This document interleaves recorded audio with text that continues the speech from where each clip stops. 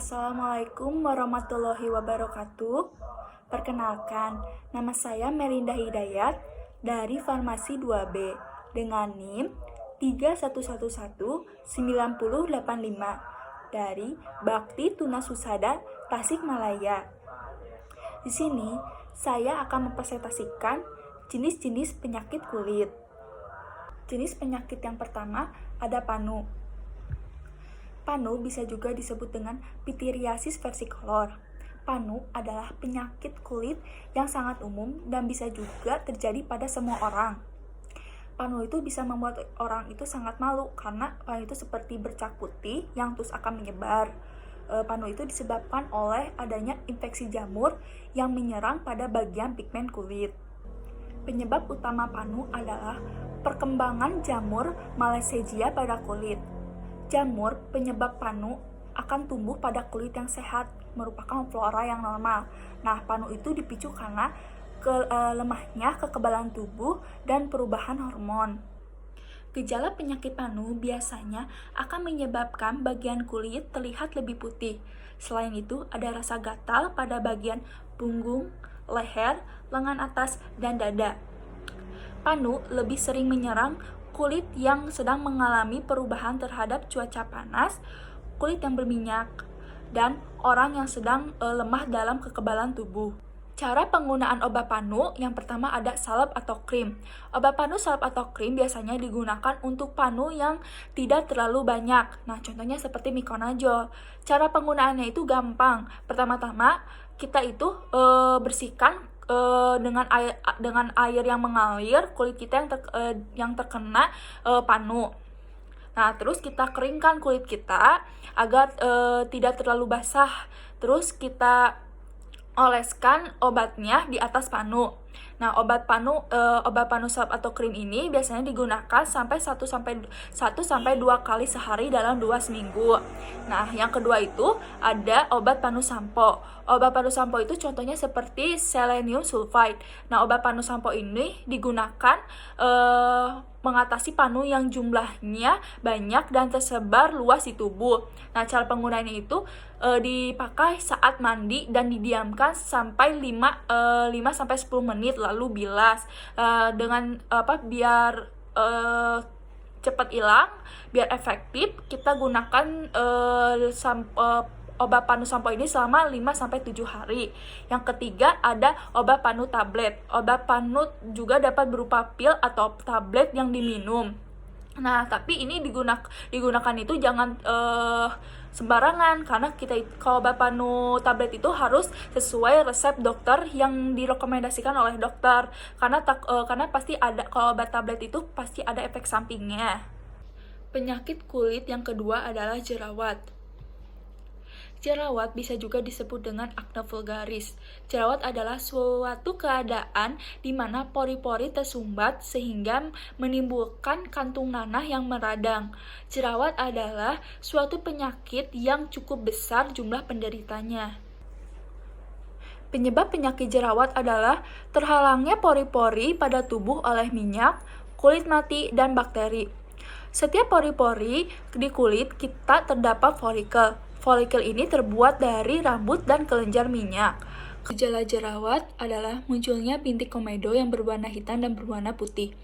Bintik hitam tersebut bukan berasal dari kotoran, namun karena terpapar dengan oksigen di udara. Sedangkan bintik komedo putih terletak di bawah permukaan kulit dan memiliki tekstur yang lebih kasar. Selain komedo hitam dan komedo putih, ada pula bentuk jerawat yang diperparah oleh peradangan. Di antara lain, yang pertama ada pustula. Pustula itu benjolan kecil yang di ujungnya terdapat nanah. Kedua, papula. Papula itu benjolan kecil yang kecil kemerahan yang biasanya menyakitkan. Yang ketiga ada nodul. Nodul itu benjolan keras yang terbentuk di bawah permukaan kulit dan kadang terasa menyakitkan. Yang terakhir adalah kista. Kista itu benjolan besar berisi nanah yang terasa menyakitkan. Sama seperti nodul, kista juga terbentuk di bawah permukaan kulit. Nah, cara pengobatannya itu ada berbagai jenis caranya. Yang pertama itu gunakan pasta gigi yang mengandung bahan-bahan triklosan dan hidrogen peroksida. Terapkan pasta gigi pada jerawat saat malam hari dan bersihkan pada pagi harinya. Yang kedua, gunakan masker yang dibuat dari jus tomat dan madu. Campur pasta tomat dan madu dan gunakan seperti memakai masker. Yang ketiga, gunakan madu dan perasan jeruk lemon yang bisa membuat jerawat bisa kering. Yang keempat, tempelkan mentimun yang bisa membuat efek dingin untuk jerawat dan mencegah infeksi. Nah, di sini tuh ada cara mencegahnya. Cara mencegahnya itu seperti satu, bersihkan wajah secara teratur pagi hari dan malam hari, mau sore hari, pokoknya bersihkan wajah biar kotoran tidak menempel. Yang kedua itu ada hindari terlalu banyak mengonsumsi berbagai jenis makanan yang digoreng, yang digoreng, yang berminyak itu hindari biar muka kita itu tidak terkena jerawat. Yang ketiga itu minum air putih secara teratur setiap hari. Setiap hari juga bisa membantu menghasilkan proses metabolisme dan mencegah jerawat. Yang keempat, buat diri Anda itu merasa nyaman dan hindari stres. Nah, stres juga bisa menimbulkan jerawat. Nah, jadi kita itu tidak boleh stres. Kita itu harus nyaman. Terus yang ketiga itu ada cara penggunaan obatnya. Kan cara penggunaan itu cuci wajah hingga bersih, oleskan. Jadi kalau kita pakai obat itu oleskan obat pada jerawat aja, jangan di semuanya juga, jangan semuanya dioleskan. Oleskan itu yang ada jerawatnya saja. Penyakit yang ketiga adalah herpes. Herpes adalah jenis penyakit kulit yang disebabkan oleh virus. Herpes dapat menyebabkan kulit menjadi raung. Penyakit ini sangat mengganggu karena biasanya menyebabkan sakit dan demam pada penderitanya. Nah, penyebabnya itu pada dasarnya ada dua macam penyakit herpes, yaitu herpes simplex dan herpes zoster. Di sini juga ada gejalanya. Nah, gejalanya itu gejala awal penyakit herpes biasanya ditandai dengan ruam atau bintik kecil pada bagian tubuh tertentu. Selain itu akan timbul rasa panas seperti terbakar.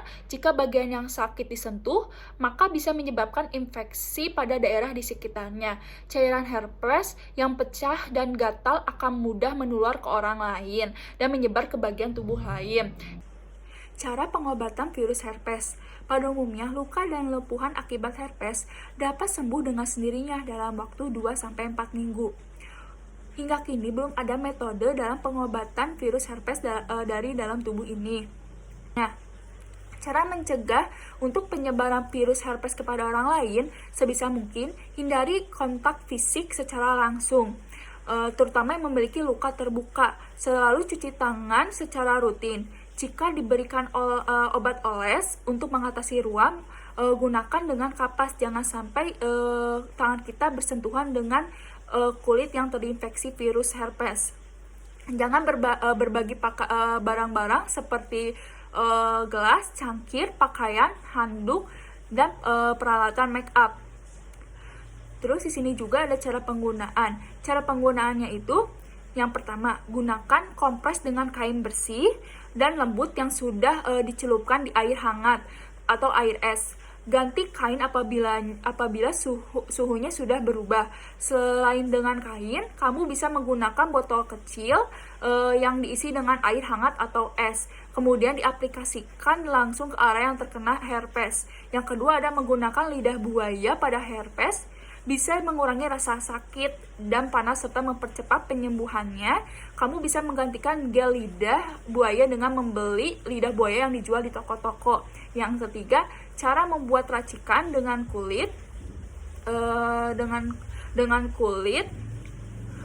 Cara membuat racikan dengan baking soda dan minyak esensial ini adalah dengan mencampurkan 1 sendok makan baking soda, 5 tetes minyak esensial niauli, dan setengah gelas air hangat. Gunakan racikan tersebut dengan menempelkannya pada daerah yang terinfeksi dengan virus herpes. Jenis penyakit selanjutnya ada campak. Campak merupakan salah satu jenis penyakit yang menular. Penyebab campak merupakan infeksi yang disebabkan oleh virus. campak yang sangat menular dan akan memunculkan ruam pada seluruh tubuh.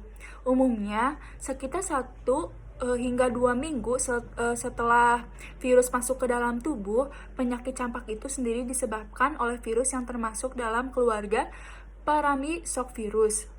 Gejalanya itu, gejala campak dari penyakit campak itu berupa demam tinggi, yaitu ketika suhu tubuh dapat mencapai angka 39 sampai 40 derajat Celcius.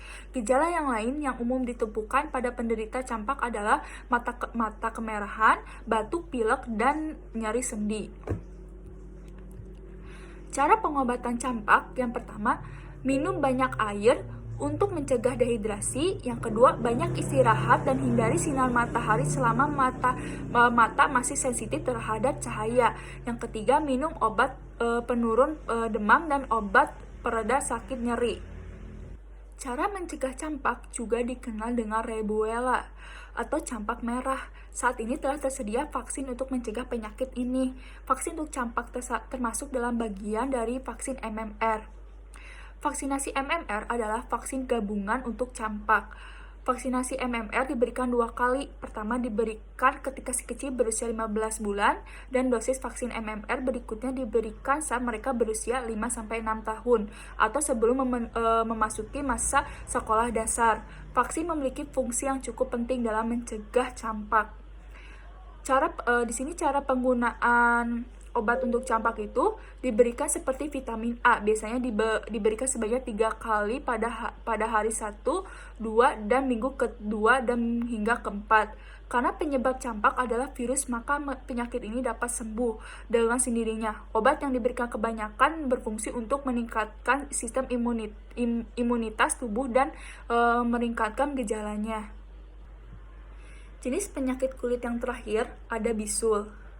Valenkel adalah benjolan merah pada kulit yang berisi nanah dan terasa nyeri. Kondisi ini paling sering disebabkan oleh infeksi bakteri yang memicu peradangan pada folikel rambut, yaitu tempat tumbuhnya rambut. Bagian tubuh yang paling sering terkena bisul adalah wajah, leher, ketiak, bahu, bokong, dan paha. Bisul juga terkadang bisa muncul di daerah kemaluan. Gejala bisul dapat timbul di bagian tubuh mana saja yang dipenuhi rambut atau bulu, termasuk di dalam telinga. Bisul juga terkadang bisa muncul pada payudara. Bisul pada payudara biasanya sering terjadi pada wanita yang menyusui, tapi wanita yang tidak menyusui juga bisa terjadi ada bisul. Nah, saat mengalami bisul akan muncul benjolan berisi nanah pada kulit. Bisul akan ditandai dengan beberapa tanda sebagai berikut. Seperti ada munculnya benjolan nanah, berisi nanah yang berukuran kecil. Terus ada kulit di sekitar benjolan akan tampak memerah. Terus ada benjolan yang timbul akan terasa nyeri dan sakit. Terus benjolan memiliki titik putih di bagian puncak yang kemudian akan pecah dan mengeluarkan nanah. Selain itu, benjolan yang timbul saat terkena bisul umumnya hanya satu. Jika bisul timbul dalam jumlah banyak dan berkumpul menjadi satu, kondisi ini disebut bisul sabut atau karbunkel. Karbunkel menandakan infeksi yang lebih serius. Karbunkel lebih sering terjadi pada orang paruh baya atau lanjut usia yang memiliki sistem imun yang lemah. Cara pengobatan bisul yang matang pada umumnya bisa pecah dengan sendirinya dalam 1-2 minggu. Ditandai dengan nanah yang mengalir keluar dari kepala bisul. Untuk mempercepat proses penyembuhan bisul, Anda dapat melakukan pengobatan rumahan di bawah ini. Pertama itu kompres air hangat, lakukan selama 10 menit beberapa kali dalam sehari. Kompres air hangat dan dapat mengurangi rasa sakit dan memancing nanah naik ke permukaan. Yang kedua itu ada cuci dengan sabun antibakteri. Ketika bisul mulai kering, cuci tangan sabun antibakteri sampai semua nanah terkuras habis dan lap dengan alkohol. Oleskan salep antibiotik dan tutup luka dengan perban. Rutin cuci luka bisul dan ganti perban 2-3 kali sehari. Cara mencegahnya itu, bisul dapat dicegah dengan menjaga kebersihan diri, seperti tidak berbagi penggunaan barang pribadi dengan orang lain, membiasakan untuk mencuci tangan secara teratur dengan sabun, Bila terdapat luka, baik goresan, luka robek ataupun luka potong, segera bersihkan dengan bersih, dengan rawat luka dengan benar. Terus olahraga teratur dan makan makanan yang sehat untuk meningkatkan daya tahan tubuh, menghindari kontak langsung dengan penderita infeksi kulit. Sekian video dari saya mengenai jenis penyakit kulit. Terima kasih. Wassalamualaikum warahmatullahi wabarakatuh.